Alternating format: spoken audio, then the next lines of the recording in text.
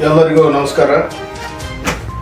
ಈ ಒಂದು ಪತ್ರಿಕಾಗೋಷ್ಠಿಯಲ್ಲಿ ನನ್ನೊಡನೆ ಉಪಸ್ಥಿತರಿರುವಂಥ ಕಾಂಗ್ರೆಸ್ ಪಕ್ಷದ ಎಲ್ಲ ಮುಖಂಡರುಗಳೇ, ನಮ್ಮೆಲ್ಲರ ಆಹ್ವಾನವನ್ನು ಮನ್ನಿಸಿ ರಾಜಕೀಯ ವಿದ್ಯಮಾನಗಳನ್ನು ಕಳೆದ ಹಲವಾರು ದಿವಸಗಳಿಂದ ಗಮನಿಸಕತ್ತಿದ್ದಾರೆ. ಒಂದು ಕನ್ನಡದಲ್ಲಿ ಗಾದೆ ಮಾತು ಬರ್ತದೆ, ಅನಿಷ್ಟಕ್ಕೆಲ್ಲ ಶನೀಶ್ವರನ ಕಾರಣ ಅಂತ. ಯಾವುದೇ ಒಂದು ಅವಘಡಗಳು ಸಂಭವಿಸಿದ್ರೆ ಯಾರನ್ನೋ ಒಬ್ಬರನ್ನ ದೃಷ್ಟಿ ಮಾಡಿ ಅವ್ರ ಬಗ್ಗೆ ಅಪವಾದ ಮಾಡುವಂಥ ಒಂದು ಪ್ರವೃತ್ತಿಯನ್ನು ರಾಜಕಾರಣದಲ್ಲಿ ವಿಶೇಷವಾಗಿ ಭಾರತೀಯ ಜನತಾ ಪಕ್ಷದ ಕೆಲವು ಧುರೀಣರು ಮಾಡುತ್ತಾರೆ. ಅವರ ಗುರಿ ಸಿದ್ದರಾಮಯ್ಯ, ಮುಖ್ಯಮಂತ್ರಿ ಸಿದ್ದರಾಮಯ್ಯ ಅವರನ್ನ ಗುರಿಯಾಗಿಸಿಟ್ಟುಕೊಂಡು ಒಬ್ಬ ಹಿಂದುಳಿದ ವರ್ಗದ ನಾಯಕ ಮುಖ್ಯಮಂತ್ರಿಯಾಗಿ ಬಹುದಿನಗಳ ಕಾಲ ಇದ್ದದ್ದನ್ನು ಅರಗಿಸಿಕೊಳ್ಳಾರ್ದ ಕಪೋಲ ಕಲ್ಪಿತ ಅಪವಾದಗಳನ್ನು ಮಾಡಬೇಕು.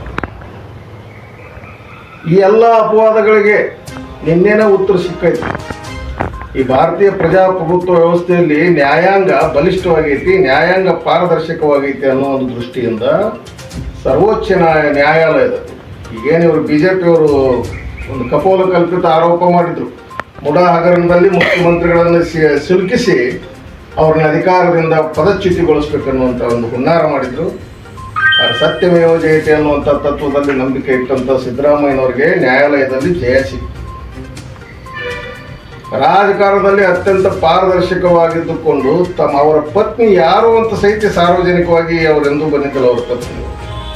ಅಂಥವ್ರನ್ನ ಕೂಡ ರಾಜಕೀಯವಾಗಿ ಬೀದಿಗೆ ತಂದು ನಿಲ್ಲಿಸಿದರು BJPಯವರು. ನಿರಾಧಾರ ಆರೋಪ. ಆ ನಿರಾಧಾರ ಆರೋಪಗಳಿಗೆ ನಿನ್ನೆ ಉತ್ತರ ಸಿಕ್ತು. ಈ ದೇಶದಲ್ಲಿ ನ್ಯಾಯ ಸತ್ತಿಲ್ಲ ಅನ್ನುವಂಥ ಒಂದು ಉದಾಹರಣೆ ನಿನ್ನೆ ಸಿಕ್ಕಿದೆ. ನ್ಯಾಯಮೂರ್ತಿ, ಸರ್ವೋಚ್ಚ ನ್ಯಾಯಾಲಯದ ಮುಖ್ಯ ನ್ಯಾಯಮೂರ್ತಿ BR ಗವಾಯಿಯವರು ಹಾಗೂ ಇನ್ನೋರ್ವ ನ್ಯಾಯಮೂರ್ತಿಗಳ ದ್ವಿಸದಸ್ಯ ಪೀಠ ಬರೀ ಸಿದ್ದರಾಮಯ್ಯ ಮತ್ತು ಭೈರತಿ ಸುರೇಶ್ ಮತ್ತು ಸಿದ್ದರಾಮಯ್ಯನವರ ಧರ್ಮಪತ್ನಿ ನಿರಪರಾಧಿಗಳಂತಷ್ಟೇ ಹೇಳಿಲ್ಲದು. ಮತ್ತೊಂದು ಮಾತನ್ನು ಮಿತ್ರರು ಗಮನಿಸಬೇಕು. ಸಾಂವಿಧಾನಿಕ ಸಂಸ್ಥೆಗಳಾದಂಥ ED, CBI ಮತ್ತು IT ನೇರವಾಗಿ ಪ್ರಶ್ನೆ ಮಾಡಿತು ಸರ್ವೋಚ್ಚ ನ್ಯಾಯಾಲಯ. ಮತದಾರರ ಮಧ್ಯದಲ್ಲಿ ಮಾತ್ರ ರಾಜಕಾರಣ ಇರಲಿ, ಸ್ವಾಯತ್ತ ಸಂಸ್ಥೆಗಳು ನೀವು ಸಾಂವಿಧಾನಿಕ ಸಂಸ್ಥೆಗಳಲ್ಲಿ ರಾಜಕಾರಣ ನುಸುಳಬಾರ್ದು ಅನ್ನುವಂಥ ಉದ್ದೇಶದಿಂದ EDಗೆ ಛೀಮಾರಿ ಹಾಕಿ ಬಗ್ಗೆ ಛೀಮಾರಿ ಹಾಕಿ ನೀವು ದುರುದ್ದೇಶಪೂರಿತವಾಗಿ ರಾಜಕಾರಣ ಮಾಡ್ತಾ ಇದ್ದೀರಂತ ಹೇಳಿದ್ದು ಈ ದೇಶದ ಒಂದು ವ್ಯವಸ್ಥೆಗೆ ಹಿಡಿದಂಥ ಕೈಗನ್ನಡಿ. ಸಾಂವಿಧಾನಿಕ ಸಂಸ್ಥೆಗಳನ್ನ ದುರ್ಬಲಗೊಳಿಸುವುದು ಒಂದೇ, ಪ್ರಜಾಪ್ರಭುತ್ವದ ಕತ್ತನ ಹಿಸುಕುವುದು ಒಂದೇ. ಈ ದೇಶದಲ್ಲಿ ಪ್ರಜಾಪ್ರಭುತ್ವ ಇಲ್ಲ ಅಂತಂದ್ರೆ, ಸಾಂವಿಧಾನಿಕ ಸಂಸ್ಥೆಗಳ ಅವ್ರಿಗೆ ಸ್ವಾಯತ್ತತೆ ಸಿಗಲಿಲ್ಲ ಅಂತಂದ್ರೆ ಅತ್ಯಂತ ಕಷ್ಟದಾಯಕ ಪರಿಸ್ಥಿತಿಗೆ ಭಾರತ ಹೋಗುತ್ತೆ. ಇಲ್ಲಿ ಯಾರದೇ ವೈಭವೀಕರಣ ಮಾಡೋಕತ್ತಿಲ್ಲ, ಸಿದ್ದರಾಮಯ್ಯನವ್ರ ಬಗ್ಗೆ ಅಥವಾ ಮತ್ತೊಬ್ಬರ ಬಗ್ಗೆ ವೈಭವೀಕರಣ ಮಾಡೋಕತ್ತಿಲ್ಲ. ಆದರೆ ಒಂದು ಪ್ರತಿಪಕ್ಷವಾಗಿ, ವಿರೋಧ ಪಕ್ಷವಾಗಿ BJP ಬರೀ ನಿರಾಧಾರ ಆರೋಪಗಳನ್ನು ಯಾಕೆ ಮಾಡೋಕತ್ತಿದೆ? ಯಾಕೆ ಹಿಂದುಳಿದವರ ಬಗ್ಗೆ ಅವರಿಗೆ ಈ ರೀತಿ ಪೂರ್ವಾಗ್ರಹ ಅನ್ನೋದನ್ನು ನಾವು ಪ್ರಶ್ನೆ ಮಾಡಬೇಕಾಗಿದೆ. ಸಾಕಷ್ಟು ಉದಾಹರಣೆಗಳನ್ನು ನಾವು ನೋಡ್ಬೋದು. ಈಗ ಕೆಲವೊಂದು ಧಾರ್ಮಿಕ ವಿಷಯಗಳಿಗೆ ಬರೋಣ. ನಾನು ಸ್ವಲ್ಪ ಹಿಂದಕ್ಕೆ ಹೋಗ್ತೀನಿ, ತಮಗೆಲ್ಲ ಮಾಧ್ಯಮ ಮಿತ್ರರಿಗೆ ಅದರ ಒಂದು ವಿಷಯ ಗಮನಕ್ಕೆ ಐತೆ ಅಂತ ನಾನು ತಿಳ್ಕೊಂಡಿದ್ದೀನಿ. ಕಳೆದ ಬಾರಿ ಚುನಾವಣಾ ಹೊತ್ತಿನಲ್ಲಿ ಯಶಸ್ವಿಯಾಗಿ ಸರ್ಕಾರವನ್ನು ಮುನ್ನಡೆಸಿದ್ದಂಥ ಸಿದ್ದರಾಮಯ್ಯನವ್ರ ಮುಂದೆ ಒಂದು ಧಾರ್ಮಿಕ ಘಟನೆ, ಒಂದು ಅಂಶ ಮುನ್ನೆಲೆಗೆ ಬಂತು. ವೀರಶೈವ, ಲಿಂಗಾಯತ ಅನ್ನುವಂಥ